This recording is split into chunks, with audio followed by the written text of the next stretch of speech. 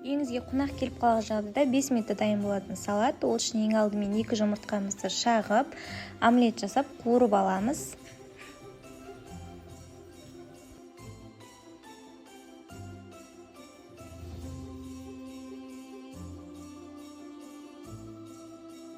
Қиярымыз бен шұжығымызды ұзыншақ етіп турап дайындап аламыз.